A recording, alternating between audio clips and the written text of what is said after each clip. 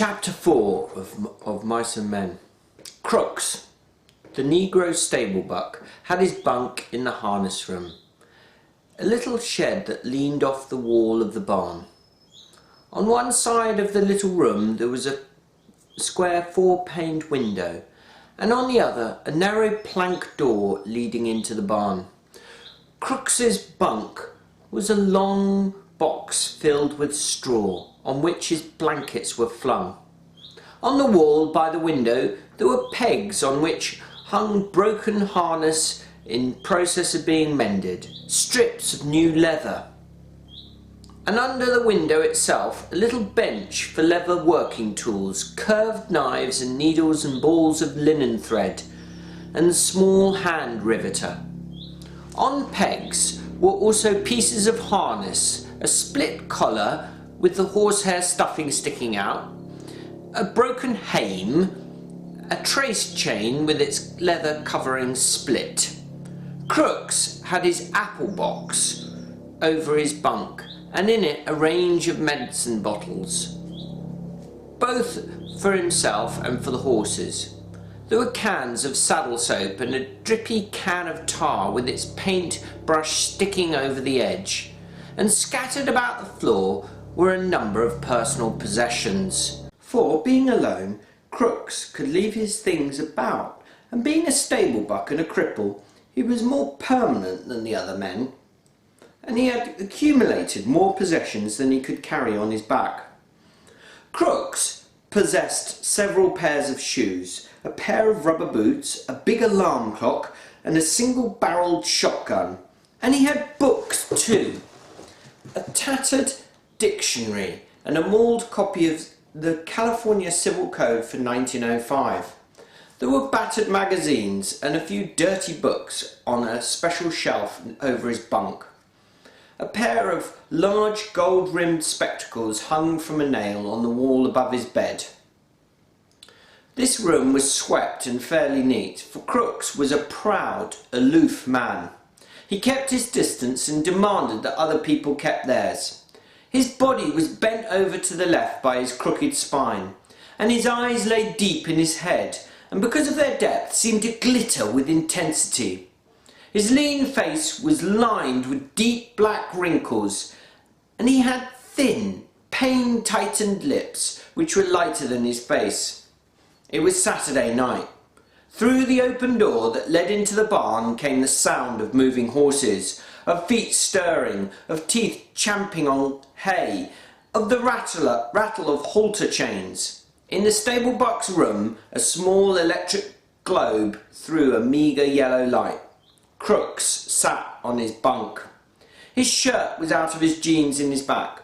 In one hand he held a bottle of liniment, and with the other he rubbed his spine. Now and then he poured a few drops of the liniment into his pink-palmed hand and reached up under his shirt to rub again. He flexed his muscles against his back and shivered. Noiselessly, Lenny appeared in the open doorway and stood there looking in, his big shoulders nearly filling the opening. For a moment Crooks did not see him, but on raising his eyes he stiffened and a scowl came on his face. His hand came out from under his shirt. Lenny smiled helplessly in an attempt to make friends. Crooks said sharply, "You got no right to come in my room. This here's my room. Nobody got any right in here but me." Lenny gulped, and his smile grew more fawning. "I ain't doing nothing," he said. "Just come to look at my puppy, and I seen your light," he explained. "Well, I got a right to have a light. You go on and get out of my room. I ain't wanted in the bunkhouse and you ain't wanted in my room." "Why ain't you wanted?" Lenny asked. "'Cause I'm black. They play cards in there, but I can't play because I'm black. They say I stink. Well, I tell you, you all of you stink to me." Lenny flapped his big hands helplessly. "Everybody went into town," he said. "Slim and George and everybody. George says I got to stay here and not get in no trouble. I seen your light. Well, what do you want? Nothing. I seen your light. I thought I could just come and set. Crooks stared at Lenny and reached behind him and took down the spectacles and adjusted them over his pink ears and stared again.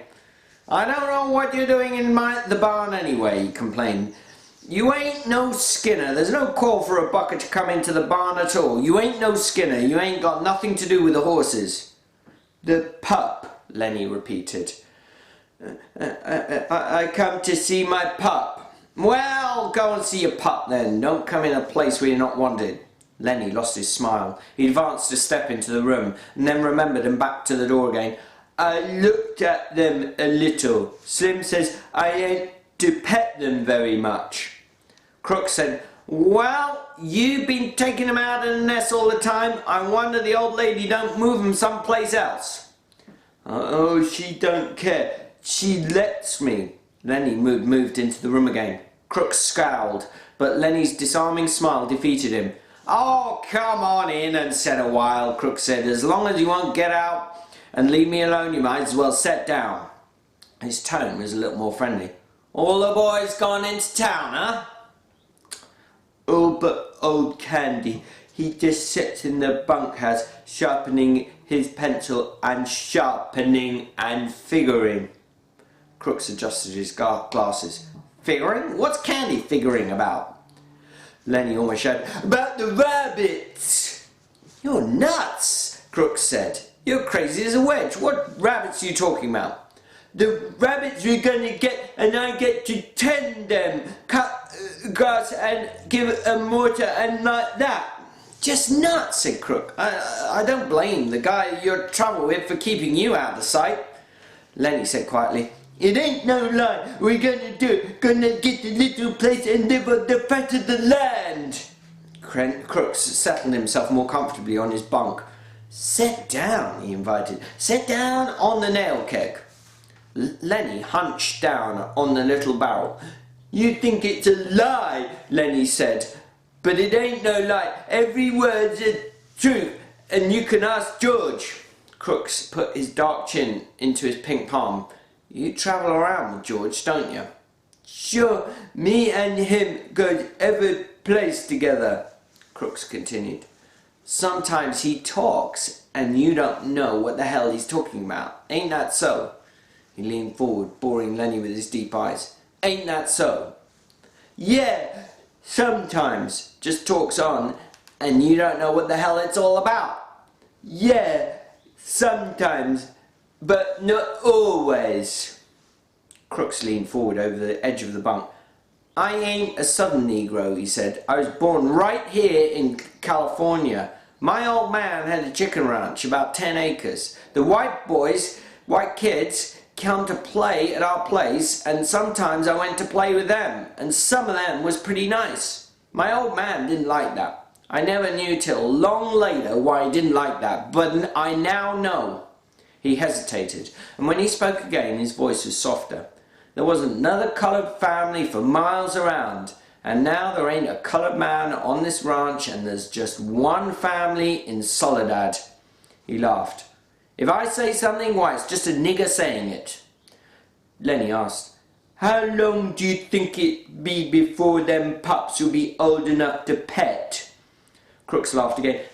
A guy can talk to you and be sure you won't go blabbing. Couple of weeks and then pups will be all right. George knows what he's about. Just talks and you don't understand nothing. He leaned forward excitedly.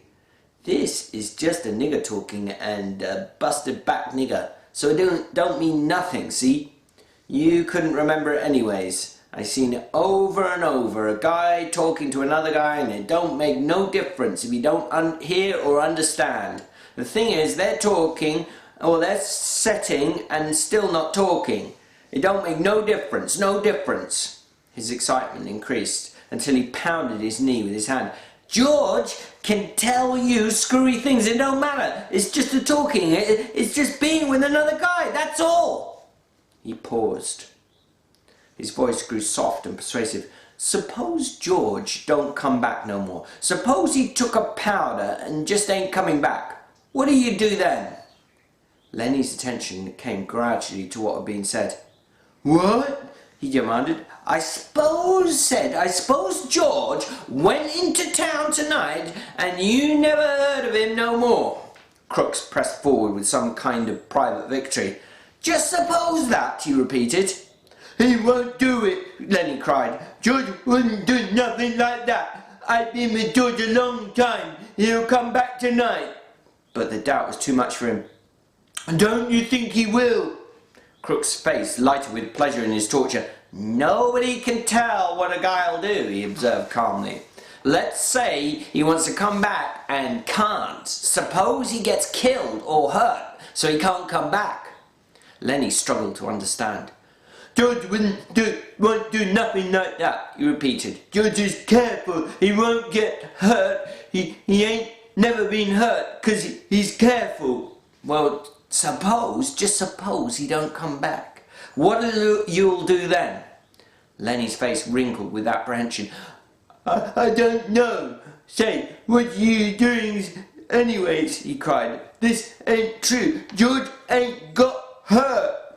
Crooks bored in on him. Want me to tell you what'll happen? They'll take you to the booby hatch. They'll tie you up with a collar like a dog. Suddenly, Lenny's eyes grew centred and grew quiet and mad. He stood up and walked dangerously towards Crooks. Who hurt George? He demanded. Crooks saw the danger as it approached him. He edged back on his bunk to get out of the way. I was just supposing, he said. George ain't hurt. He's all right. He'll be back all right. Lenny stood over him. What you supposing for? Ain't nobody going to suppose no hurt to George. Crooks removed his glasses and wiped his eyes with his fingers. Just sit down, he said. George ain't hurt. Lenny growled back to his seat on the nail keg. Ain't nobody going to talk no hurt to George, he grumbled.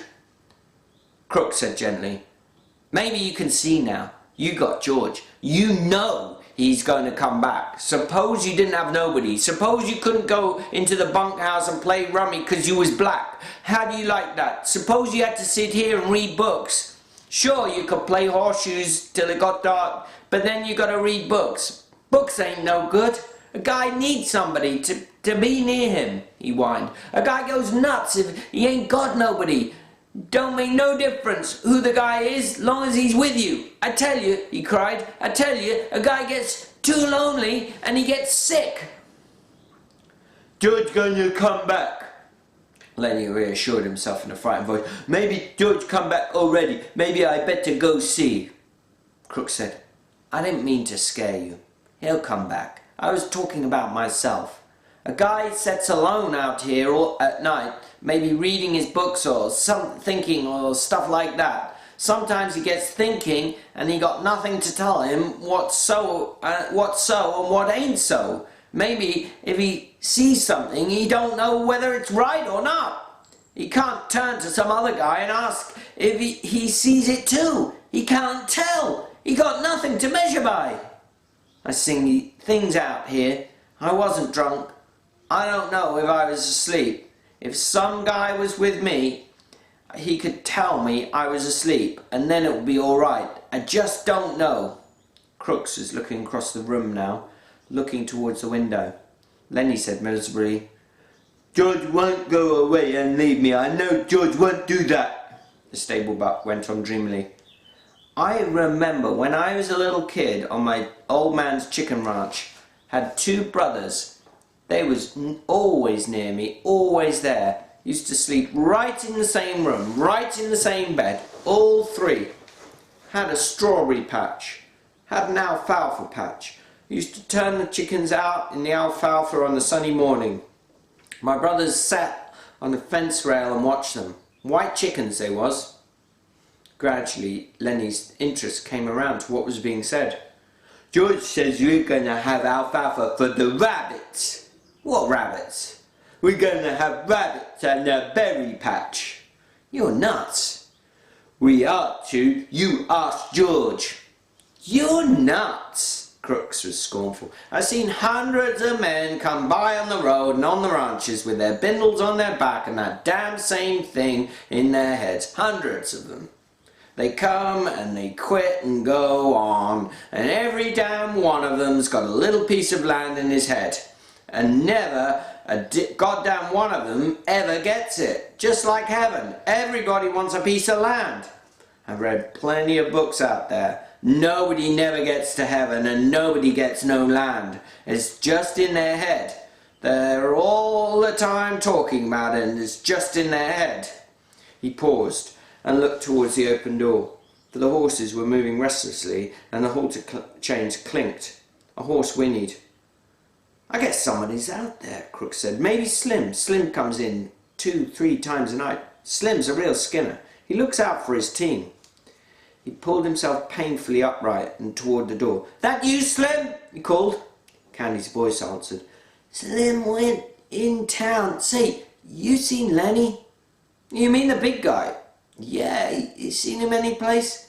"He's in here," Crooks said shortly. He went back to his bunk and lay down. Candy stood in the doorway, scratching his bald wrist and looking blindly into the lighted room. He made no attempt to enter. "Tell you what, Lenny, I've been figuring about them rabbits," Crooks said irritably. "You can come in if you want." Candy seemed embarrassed. "I do know, of course, if you want me to." "Come on in. If everyone's coming in, you might just as well." It was difficult for Crooks to conceal his pleasure with anger. Candy came in, but he was still embarrassed. "You got a nice, cosy little place in here," he said to Crooks. "Must be nice to have a room all to yourself this way." "Sure," said Crooks, "and a manure pile under the window. Sure, it's swell." Lenny broke in. "You said about them rabbits." Candy leaned against the wall beside the broken collar whilst he scratched his wrist stump. "I've been here a long time," he said, "and Crooks have been here a long time. This is the first time I've ever been in his room." Crooks said darkly, "Guys don't come into a coloured man's room very much. Nobody here but Slim and the boss." Candy quickly changed the subject. "Slim's as good a skinner as I've ever seen." Lenny leaned towards the old swamper. "About them rabbits," he insisted. Candy smiled. "I got it figured out. We can make some money on them rabbits if we go about it right." "But I get to tend them," Lenny broke in. "George says I get to tend them. He promised." Crooks interrupted brutally. "You guys is just kidding yourself. You talk about it a hell of a lot, but you won't get no land. You'll be a swamper here till they take you out in the box. Hell, I've seen too many guys. Lenny here'll quit and be on the road in 2-3 weeks. Seems like every guy got land in his head." Candy rubbed his cheek angrily. "You goddamn right we're gonna do it. George says we are. We got the money right now." "Yeah?" said Crooks. "And where's George in town? Where's George now? In town in a whorehouse. And that's where your money's going. Jesus, I've seen it too many times. I've seen too many guys with land in their head. They never got none under their hand." Lenny cried. "Sure, they all want it. Everyone wants it. Little bit of land, but not much. Just something that was his. Something he could live on, and that couldn't nobody throw him off it. I never had none. I planted crops for damn near everybody in the state, but they wasn't my crops, and when I harvest them, it wasn't none of my harvest. But we're gonna do it now, and don't make no mistake about it. George ain't got the money in town. That money's in the bank. Me and Lenny and George, we're gonna have a room to ourselves. We're gonna have a dog and rabbits and chicken. We're gonna have green corn and maybe a cow or a goat." He stopped, overwhelmed with the picture. Crooks asked, "You say you got the money?" "Damn right, we got most of it. Just a little bit more to get. Have it all in 1 month. George got the land all picked out too." Crooks reached around and explored his spine with his hand. "I never seen a guy really do it," he said. "I've seen guys nearly crazy with loneliness for land, but every time a whorehouse or a blackjack game took what it takes." He hesitated. "If you guys would want a hand to work for nothing, just his keep, why, I'd come and lend a hand. I ain't so crippled I can't work like a son of a bitch if I don't want to." "Any of you boys seen Curly?" They swung their heads towards the door. Looking in was Curly's wife. Her face was heavily made up. Her lips were slightly parted. She breathed strongly, as though she had been running. "Curly ain't been here," Candy said sourly. She stood still in the doorway, smiling a little at them, rubbing the nails of one hand with the thumb and forefinger of the other, and her eyes travelled from one face to another. "They all left the weak ones here," she said finally. "Think I don't know where they all went. Even Curly. I know where they all went." Lenny watched her, fascinated, but Candy and Crooks were scowling down away from their eyes. Candy said, "Then if you know, why don't you ask, why you want to ask us where Curly is at?" She regarded them amusedly. "Funny thing," she said, "if I catch any one man and he's alone, I get along fine with him. But just let two of the guys get together and you won't talk. Just nothing but mad." She dropped her fingers and put her hands on her hips. "You're all scared of each other, that's what. Every one of you scared the rest is gonna get something on you."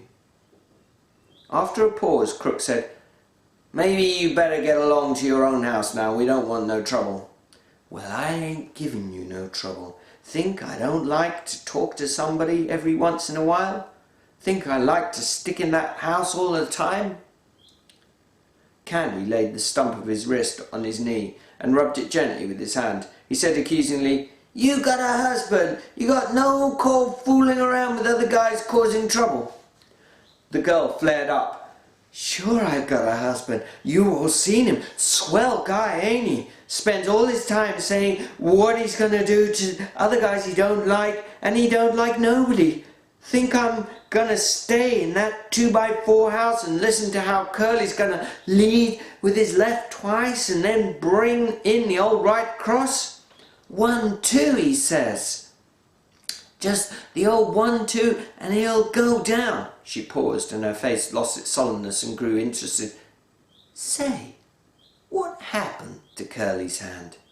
There was an embarrassed silence. Candy stole a look at Lenny. Then he coughed. "Why, Curly, he got his hand caught in the machine, Mum. He busted his hand." She watched for a moment, then she laughed. "Baloney! What do you think you're selling me? Curly started something he didn't finish. Caught in the machine. Baloney! Why, he ain't give nobody the good old 1-2 since he got his hand bust." "Who bust him?" Candy repeated sullenly. "Got it caught in the machine." "All right," she said contemptuously. "All right, cover him up if you want to. What do I care? You bindlebuns think you're so damn good. What do you think I am, a kid? I tell you, I could have went with the shows, not just one neither, and a guy told me he could have put me in pictures." She was breathless with indignation. "Saturday night, everybody doing something. Everybody. And what am I doing? Standing here talking to a bunch of bindlestiffs, a nigger and a dum-dum and a lousy old sheep, and liking it because there ain't nobody else." Lenny watched her, his mouth half opened. Crooks had retired into the terrible protective dignity of the Negro. But a change had come over Candy. He stood up suddenly and knocked his nail keg over backward. "I had enough," he said angrily. "You ain't wanted here. We told you you ain't. And I tell you, you got floozy ideas about what us guys amounts to. And you ain't got sense enough in that chicken head to even see that we ain't stiffs. Suppose you get us canned, suppose you do. You think we'll hit the highway and look for another lousy 2-bit job like this? You don't know that we got our own ranch to go to and our own house. We ain't gotta stay here. We got a house and chickens and fruit trees and a place 100 times prettier than this, and we got friends, and that's what we got. Maybe there was a time when we was scared of getting canned, but we ain't no more. We got land and it's ours, and we can go to it. Curly's wife laughed at him. Baloney, she said. I seen too many of you guys. If you had 2 bits in the world, why you'd be getting 2 shots of corn with it and sucking the bottom of the glass. I know you guys. Candy's face had grown redder and redder, but before she was done speaking, he had control of himself. He was a master of the situation. I might have knew, he said gently. Maybe you better get along and roll your hoop. We ain't got nothing to say to you at all. We know what we got, and we don't care whether you know it or not. So maybe you'd just better scatter along now, 'cause Curly maybe ain't gonna like his wife out in the barn with us bindle stiffs. She looked from one face to another, and they were all closed against us, and she looked longest at Lenny until he dropped his eyes in embarrassment. Suddenly she said, "Where you get them bruises on your face?" Lenny looked up guiltily. Me? Yeah, you. Lenny looked to Candy for help, and then looked at his lap again. He got his hand caught in the machine, he said. Curly's wife laughed. Okay, machine. I'll talk to you later. I like machines. Candy broke in. You let this guy alone. No, you do no messing around with him. I'm going to tell George what you says. George won't have you messing with Lenny. Who's George? The little guy you came with? She asked. Lenny smiled happily. That's it. He said, that's the guy, and he's going to let me tend the rabbits. Well, if that's all you want, I might get a couple of rabbits myself. Crooks stood up from his bunk and faced her. I had enough, he said coldly. You got no rights coming in a coloured man's room. You got no rights messing around here at all. Now, you just get this out and get out quick. If you don't, I'm going to ask the boss not to ever let you come in the barn no more. She turned on him in scorn. Listen, nigger, she said. You know what I can do to you if you open your trap. Crooks stared hopelessly at her. Then he sat down on his bunk and drew it into himself. She closed on him. You know what I could do? Crooks seemed to grow smaller, and he pressed himself against the wall. Yes, ma'am. Well, you better keep your place then, nigger. I could get you strung up on a tree so easy it ain't even funny. Crooks had reduced himself to nothing. There was no personality, no ego, nothing to arouse either like or dislike. He said, yes, ma'am, and his voice was toneless. For a moment she stood over him as though waiting for him to move so that she could whip at him again, but Crooks sat perfectly still, his eyes averted, everything that might be hurt drawn in. She turned at last to the other two.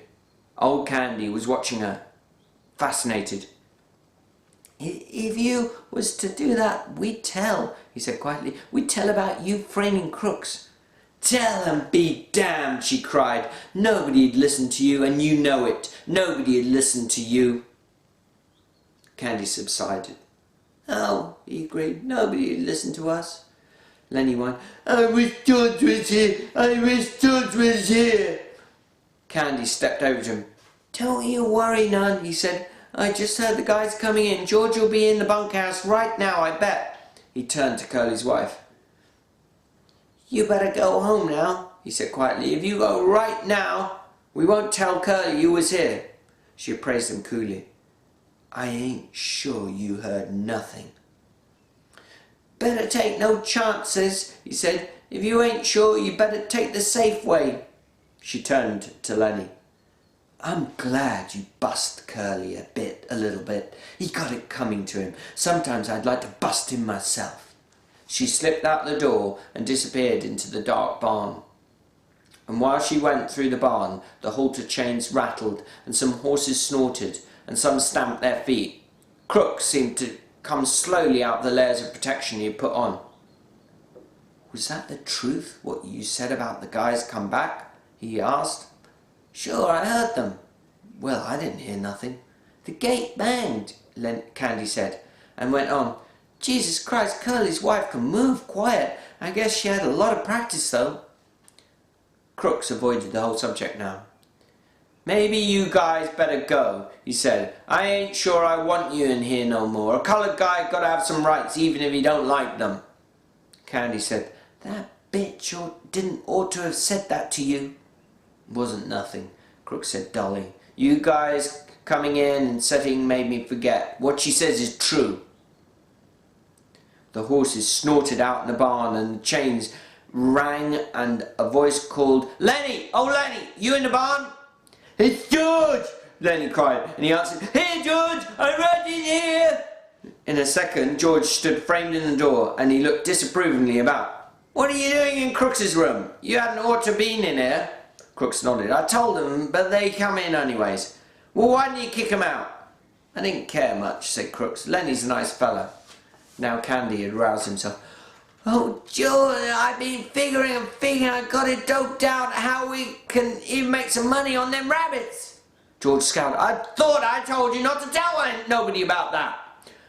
Candy was crestfallen. "I didn't tell nobody but Crooks." George said, "Well, you guys get out of here. Jesus, sometimes seems like I can't go away for a minute." Candy and Lenny stood up and went to the door.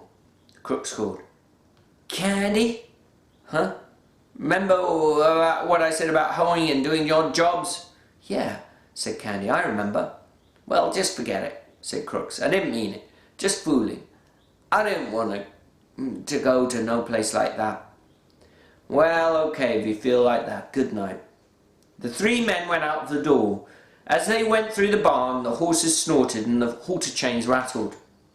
Crooks sat on his bunk and looked at the door for a moment, and then reached for the liniment bottle. He pulled out his shirt in back, poured a little liniment in his pink palm, and reaching around, he fell slowly to rubbing his back.